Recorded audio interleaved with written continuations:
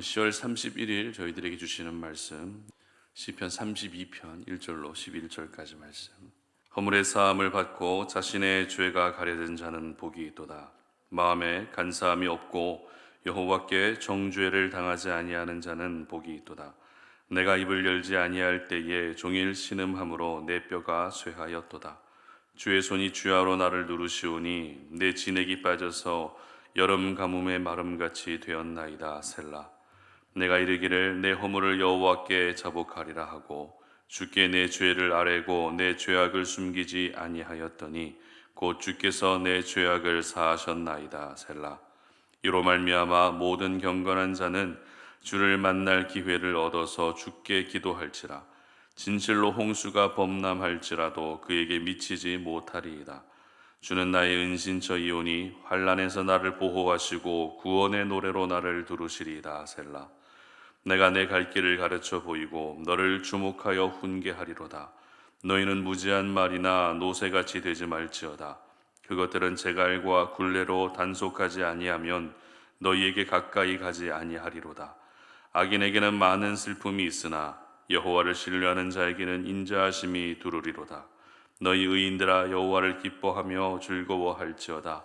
마음이 정직한 너희들아 다 즐거이 외칠지어다. 아멘. 회개하면 만나주신다라는 제목으로 오늘 아침 말씀 전합니다. 성경은 어떤 관점으로 보느냐에 따라서 하나님을 더 다양하고 더 세밀한 그런 하나님을 향한 은혜를 우리가 누릴 수 있습니다.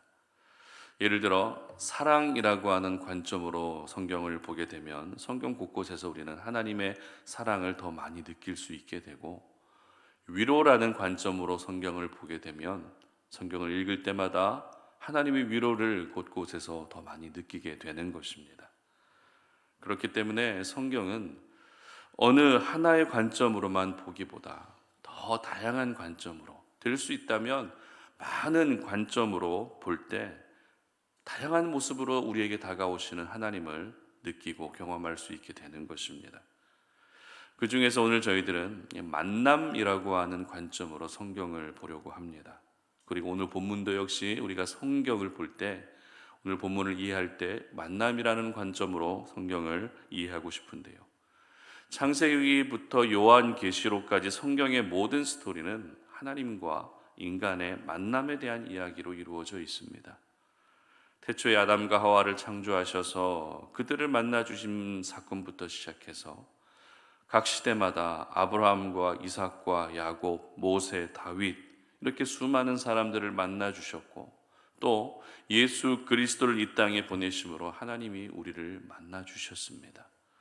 그리고 요한계시록에서는 다시 오실 예수님이 믿음을 끝까지 지킨 자들을 만나 주시겠다라고 약속하고 계시는 것이 성경의 모든 이야기입니다.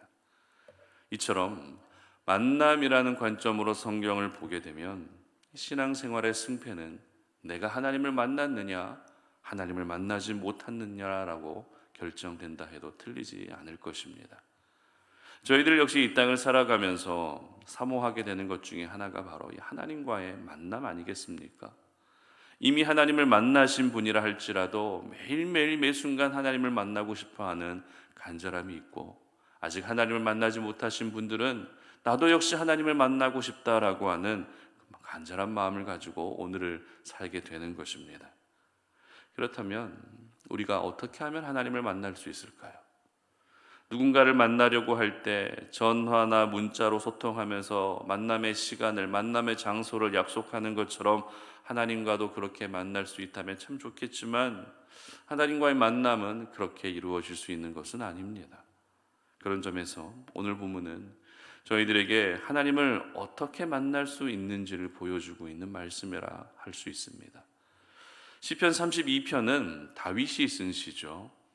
그리고 시편의 분류에 따르면 참회시로 분류됩니다. 참회라는 말은 자신의 잘못을 깨닫고 깊이 뉘우친다라는 의미입니다. 다시 말해서 하나님 앞에 회개하는 시가 바로 시편 32편입니다. 우리는 신앙생활 하면서 회개하는 것이 얼마나 중요한 것인지를 잘 알고 있습니다.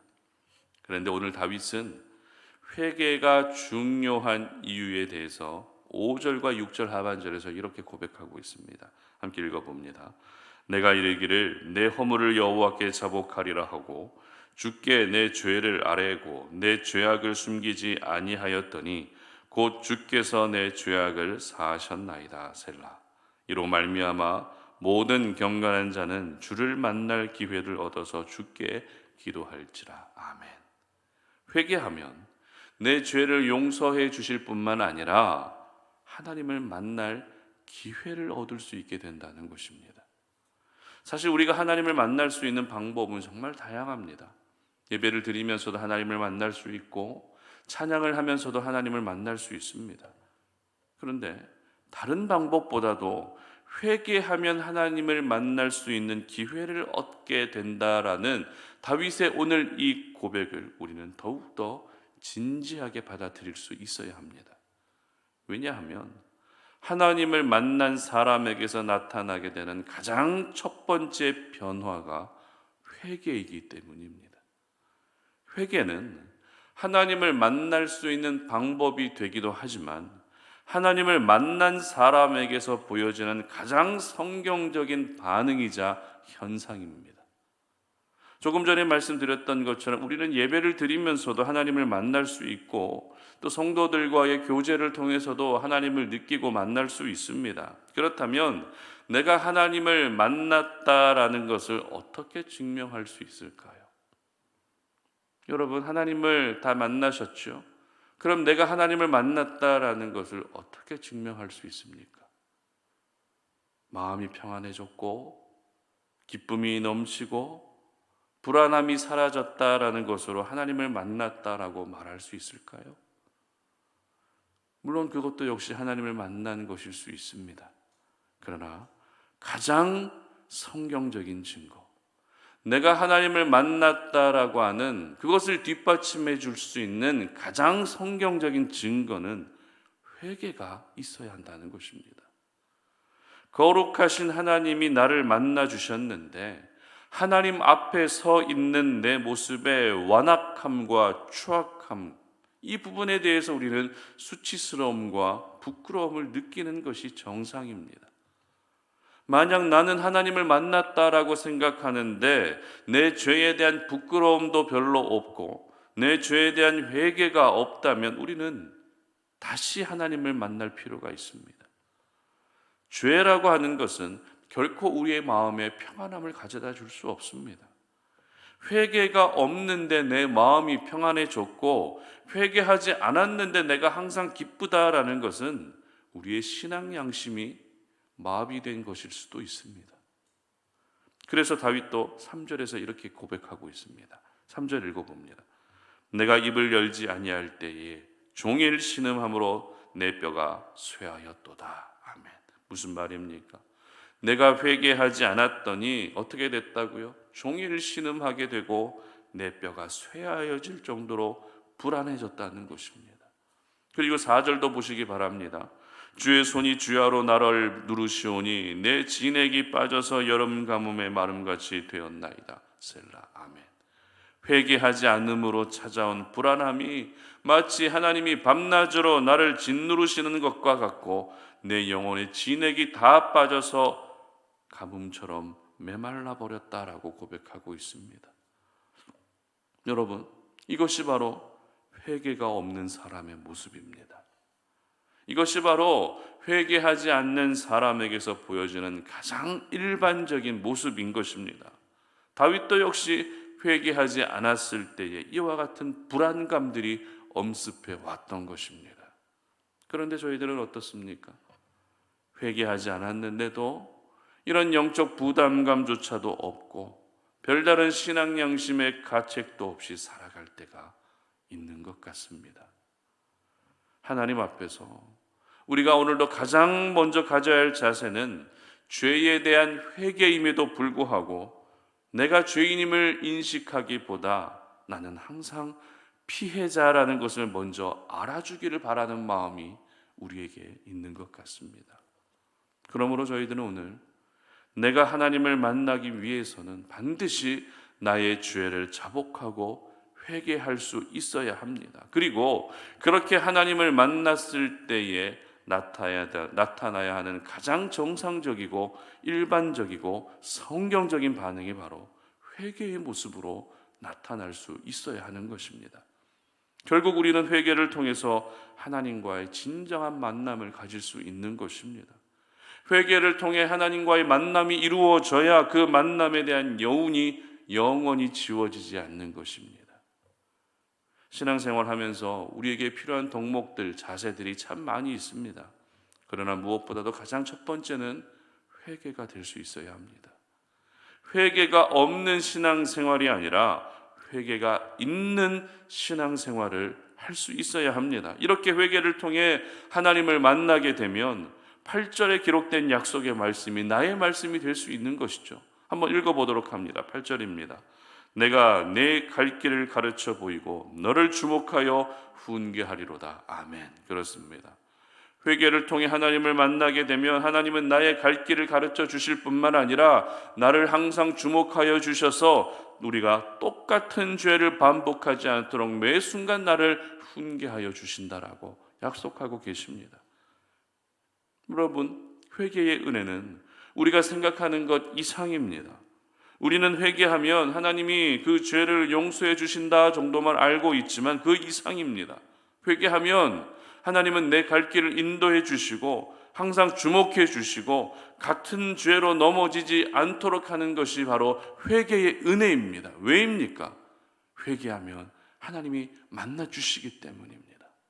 바로 이 회개의 은혜가 바로 하나님과의 만남의 은혜인 것입니다. 그러므로 저희들은 하나님을 만날 수 있는 다양한 경로와 방법들 중에서도 무엇보다도 회개를 통해 하나님과의 만남을 뜨겁게 사모할 수 있어야 하는 것이죠. 회개를 통해 만나는 그 만남이 내 인격과 삶을 변화시킬 수 있는 가장 강력한 만남이 된다는 것을 여러분 모두 기억하시기를 바랍니다. 오늘 기도하는 이 새벽이 거룩하신 하나님 앞에 서 있는 여러분의 모습을 한번 진지하게 돌아볼 수 있는 시간이 될 수 있었으면 좋겠습니다. 나는 과연 하나님 앞에서 어떤 사람인가? 하나님 앞에 설 때마다 나는 일방적으로 내 이야기만을 하고 있지는 않은지, 내 상황과 형편을 먼저 알아주시기만을 바라고 있지는 않은지 여러분의 모습을 한번 돌아볼 수 있었으면 좋겠습니다. 그래서 하나님 앞에서 죄에 대한 부끄러움을 느낄 뿐만 아니라 죄에 대한 부끄러움이 그나마 내가 아직 신앙 양심이 마비되지 않았다라는 것을 또 한번 그것도 역시 느낄 수 있는 그런 시간이 될 수 있었으면 좋겠습니다. 이제 내일부터 다니엘 기도회가 시작이 되는데요. 이번 다니엘 기도회를 통해서 내게 필요한 것들을 구하는 것도 중요합니다. 하지만 특별히 회개의 은혜가 임하는 이번 다니엘 기도회를 통해서 여러분 모두에게 회개의 은혜가 임하여서 내가 다시 하나님을 만나게 하시고 하나님과의 만남을 통해 부어주시는 놀라운 은혜가 모두 여러분들에게 임할 수 있기를 주님의 이름으로 축복합니다. 함께 기도하겠습니다. 하나님 아버지 감사합니다. 오늘도 이 시간에 우리가 하나님의 말씀을 기억하며 기도의 자리로 나아갑니다. 아버지 하나님, 우리 삶 가운데 행하실 하나님의 위대한 일들을 기대하며 오늘도 이 하루를 시작하면서 무엇보다도 하나님을 뜨겁게 만나기를 사모하는 마음들을 가지고 기도의 자리로 나아갑니다. 하나님을 만날 수 있는 여러 가지 방법들이 있겠지만 오늘 이 아침에는 우리가 나의 죄악들을 돌아보며 그 죄악들을 엎드려 자복하며 기도하면서 하나님을 다시 한번 느끼고 경험할 수 있는 시간이 되기를 원합니다. 회개를 통해 만나는 하나님과의 그 은혜가 있어야 우리가 영원토록 하나님을 떠나지 않고 살아갈 수 있는 줄로 믿사오니 아버지 하나님이여, 우리 사랑하는 송탄오륜의 모든 지체들 오늘 이 하루 회개의 은혜가 임할 수 있는 하루가 되게 하시고 그로 말미암아 하나님을 다시 한번 만나고 경험할 수 있는 하루가 되게 하여 주시옵소서. 감사드리며 예수님의 이름으로 기도드립니다. 아멘.